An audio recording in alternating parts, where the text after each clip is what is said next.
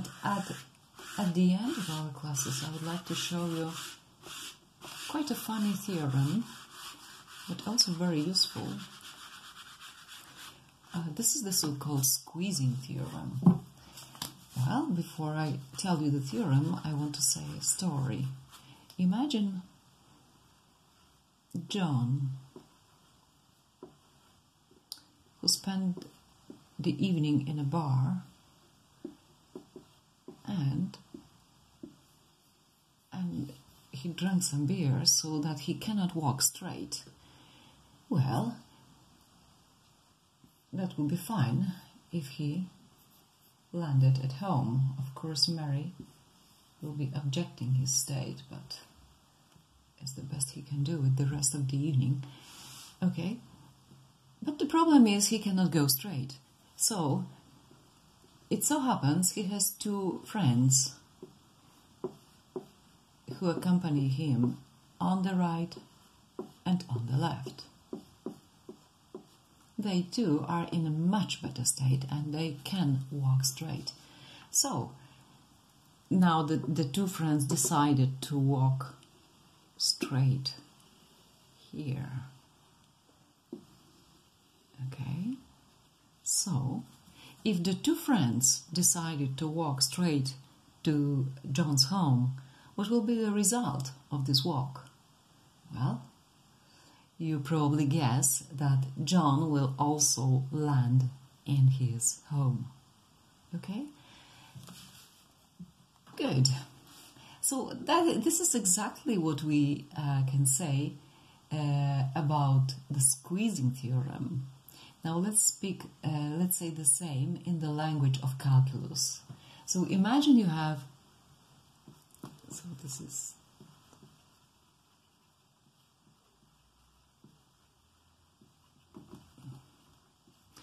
imagine you have three sequences satisfying the following conditions: A, N, B, N, and C, N.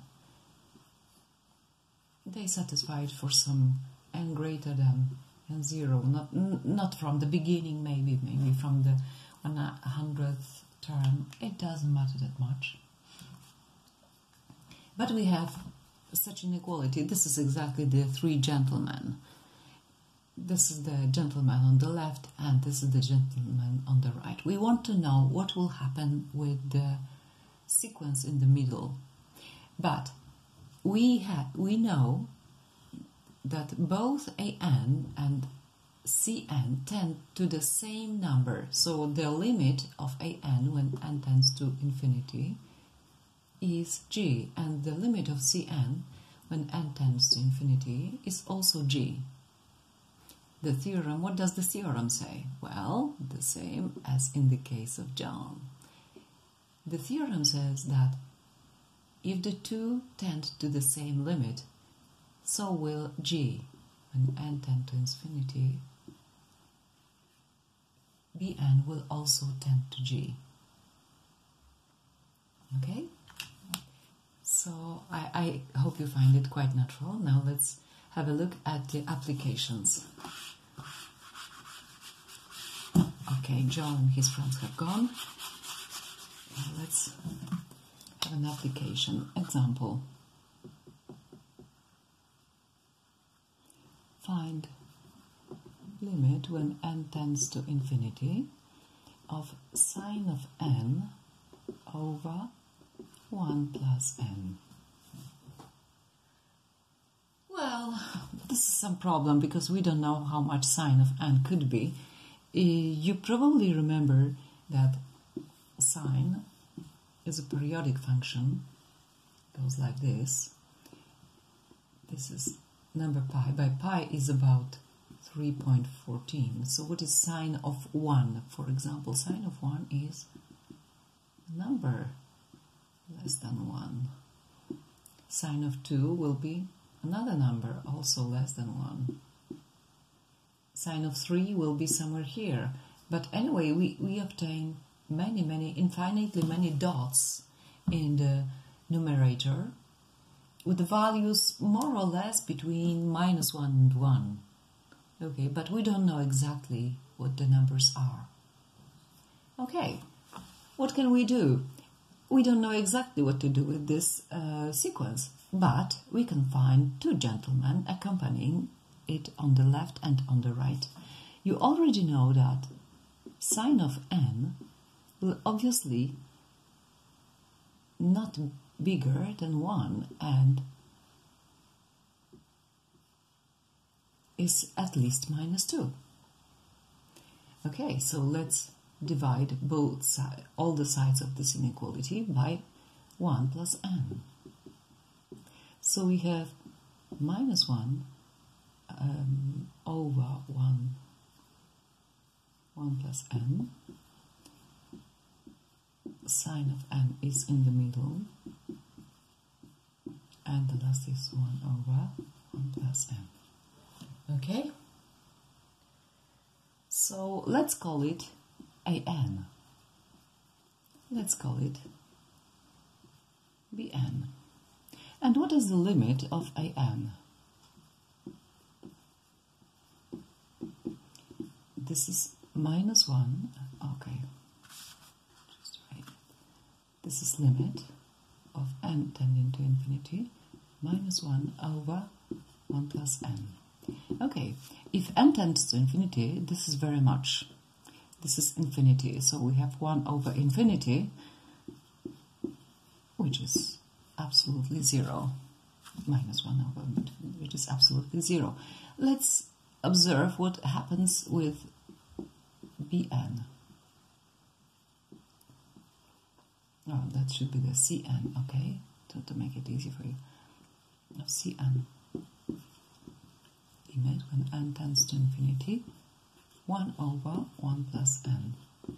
So again we have 1 over infinity. Okay, so this is 0. So what do we have? The sequence on the left and the sequence on the right both tend to 0. So by the squeezing theorem,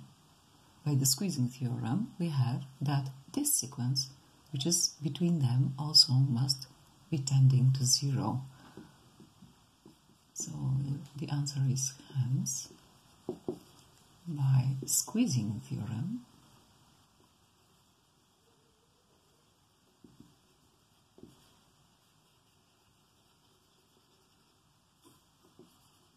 limit of n tending to infinity, sine of n plus n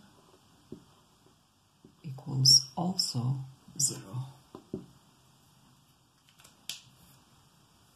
Okay, so let me give you another example of the application of squeezing theorem.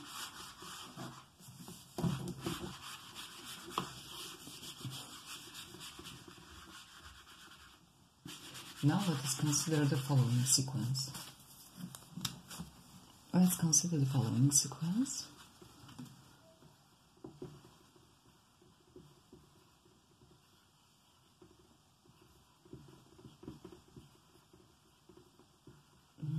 Before we start, let's observe the following thing. We have a kind of lemma. What's the limit when n tends to infinity of nth root of any arbitrary positive number a? It happens to be 1, exactly 1. And we shall be reading it. Okay, so let's work. Again, there is a problem because we have 2 to n tends to infinity, and so does 3 to n. So we have two infinities. So it is infinity under the root, but the root is of nth degree, so it's becoming bigger and bigger degree of the root. So this is expanding, this is kind of squeezing. So we don't know how to land with it. Let's apply the squeezing theorem. So let's consider the following inequality.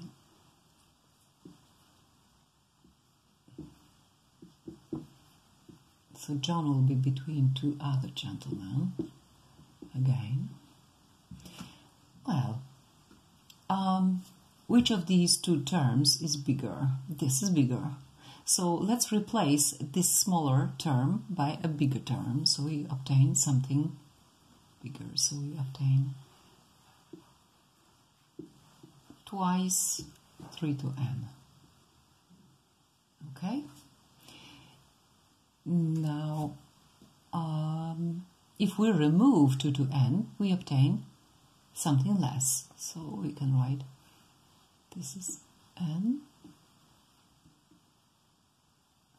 3 to n. Okay? So now let's call it an. Let's call it cn. And let's find the limits. Limit when n tends to infinity of an is limit when n tends to infinity nth root of 3 to n. But of course this is exactly 3. Limit when n tends to infinity of a constant sequence, so the limit is obviously 3. Okay, now let's observe this. Limit when n tends to infinity of cn. So this is limit when n tends to infinity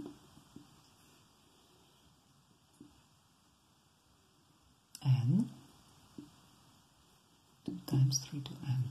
We can split it into two roots, so we can have limit when n tends to infinity nth root of 2 times nth root of 3 to n. But this obviously is equal to 3. We have already seen this before, and this tends to 1. So the limit is 1 times 3, which is 3. Now, what do we see? The sequence on the left tends to 3. The sequence on the right tends to 3. So our sequence is between two convergent sequences tending both to 3. So that's why, by the squeezing theorem, we conclude that the sequence in the middle is tending to 3 as well. So, by squeezing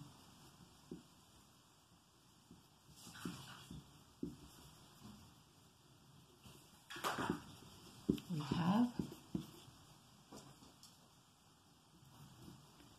limit of n tends to infinity 2 to n plus 3 to n, nth root is equal to 3.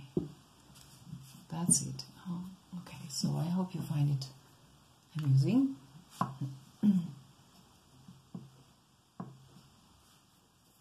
Okay. Now, what could be our homework?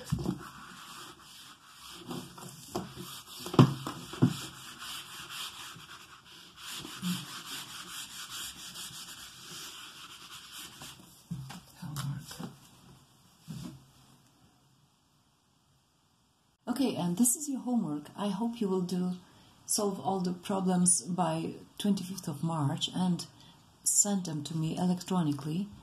Even a photo is perfect.